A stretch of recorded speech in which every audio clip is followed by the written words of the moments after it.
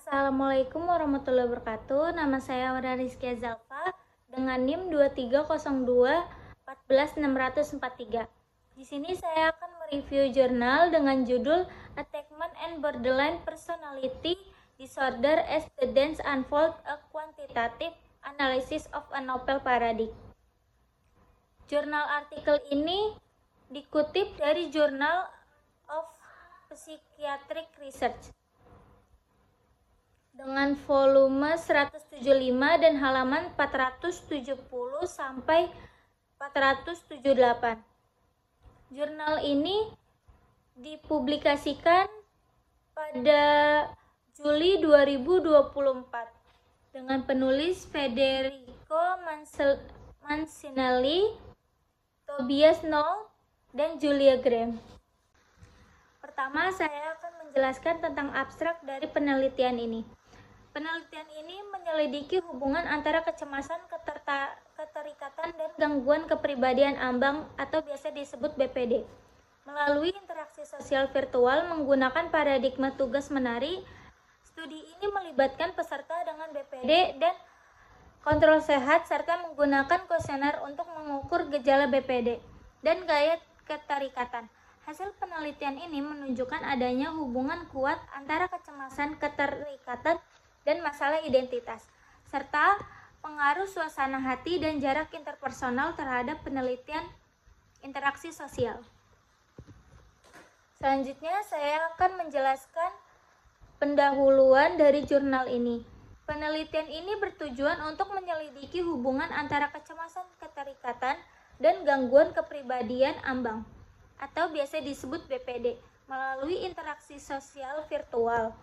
Menggunakan kepribadian ambang gangguan kepribadian ambang dikenal dengan gejala-gejala seperti kestabilan emosi, masalah identitas, dan hubungan interpersonal yang bermasalah.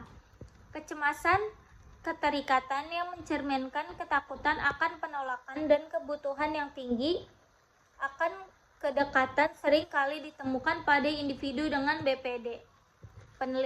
Penelitian ini menggunakan kuesioner untuk mengukur gejala BPD dan gaya keterikatan, serta analisis statistik untuk mengidentifikasi hubungan antara dimensi laten dalam skala kuesioner klinis dan perilaku terbuka dalam interaksi sosial. Hasil awal menunjukkan adanya hubungan kuat antara kecemasan, keterikatan, dan masalah identitas, serta pengaruh suasana hati dan jarak interpersonal terhadap penilaian interaksi sosial. Selanjutnya, saya akan menjelaskan kajian pustaka dari jurnal ini. Secara keseluruhan, kajian pustaka dalam jurnal ini menunjukkan bahwa penelitian ini memberikan kontribusi signifikan dalam memahami hubungan antara kecemasan, keterikatan, dan gangguan kepribadian ambang melalui metodologi inovatif dan analisis statistik yang mendalam. Penelitian ini juga membuka wawasan baru dalam neuroscience orang kedua dan penelitian mentalisasi dalam gangguan kepribadian. Selanjutnya yaitu metode penelitian. Penelitian ini menggunakan metode analisis statistik untuk mengidentifikasi hubungan antara dimensi laten dalam skala kuesioner klinis dan perilaku terbuka dalam interaksi sosial. Penelitian ini mengembangkan tugas menari sebagai paradigma untuk menggambarkan dan menguraikan penilaian interaksi interpersonal virtual, di mana subjek berinteraksi dengan avatar minimal dalam ruang 2D di layar komputer. Peserta penelitian melibatkan individu dengan gangguan kepribadian ambang atau biasa disebut BPD dan kontrol sehat yang harus berdansa dengan semua pasangan setidaknya sekali dan mengisi kuesioner tentang kesan mereka terhadap masing-masing pasangan.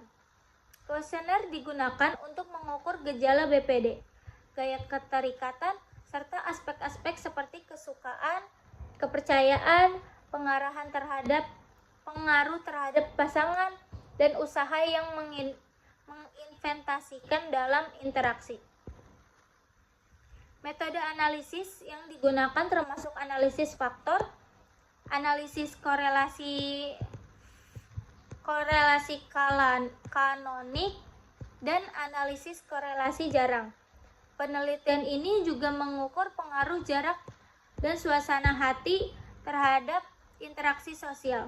Hasil penelitian menunjukkan korelasi antara gejala BPD dan gaya keterikatan dengan evaluasi pengalaman secara keseluruhan yang lebih negatif. Selanjutnya yaitu hasil penelitian. Hasil penelitian ini menunjukkan adanya hubungan yang signifikan antara kecemasan kelekatan dan masalah identitas dalam sampel yang diteliti. Skala kuesioner berfungsi sebagai prediktor untuk penilaian negatif terhadap interaksi dengan semua mitra, di mana skor positif terkait dengan item-item yang berorientasi positif dan skor negatif terkait dengan item-item yang berorientasi negatif. Penelitian ini juga menemukan bahwa suasana hati peserta membaik ketika pasangan berada dalam jarak yang baik dan memburuk jika terlalu dekat atau terlalu jauh. Analisis faktor dari DTQ menunjukkan bahwa skor interaksi sosial yang positif berhubungan negatif dengan kecemasan kelekatan, penginderaan, dan gejala batas. Temuan utama adalah bahwa kecemasan keterikatan terkait dengan tanggung jawab membuat pasangan tidak bahagia, dan individu yang cemas cenderung melihat konflik dalam hubungan serta waspada terhadap hasil negatif.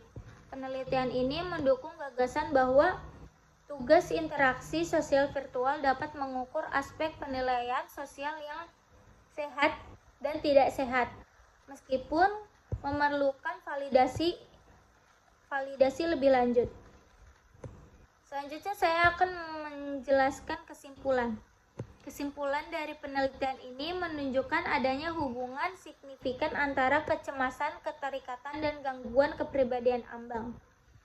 Hasil penelitian menunjukkan bahwa kecemasan kelekatan berhubungan erat dengan masalah identitas dan penilaian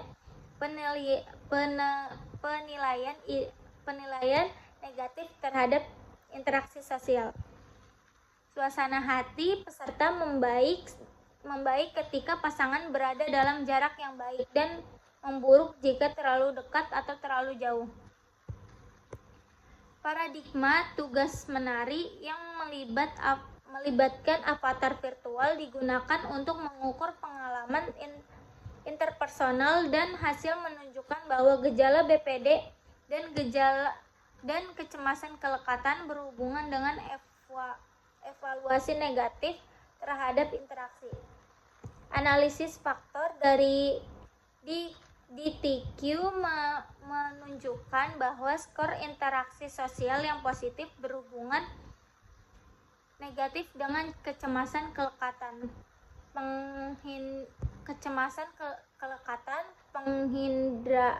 penghindaran, dan gejala batas. Selanjutnya yaitu ada kelebihan. Yang pertama, menunjukkan hubungan signifikan antara kecemasan keterikatan, masalah identitas, dan pengaruh jarak serta suasana hati terhadap interaksi sosial. Yang kedua yaitu memberikan wawasan baru tentang penting mentalisasi dalam gangguan kepribadian melalui interaksi sosial. Yang terakhir yaitu ketersediaan data tambahan dan referensi online memungkinkan verifikasi dan replikasi temuan. Selanjutnya yaitu kekurangan. Tidak ada tanggal yang terdapat pada jurnal ini. Selanjutnya, beberapa subjek tidak memiliki data lengkap untuk semua skala, sehingga analisis berbasis korelasi hanya digunakan data dari subjek yang memiliki skala tersebut. Terdapat analisis tersembunyi, tidak direncanakan yang dilakukan untuk menyelidiki item yang bergantung pada pasangan yang mungkin mempengaruhi interpretasi hasil. Sekian yang dapat saya review. Wassalamualaikum warahmatullahi wabarakatuh.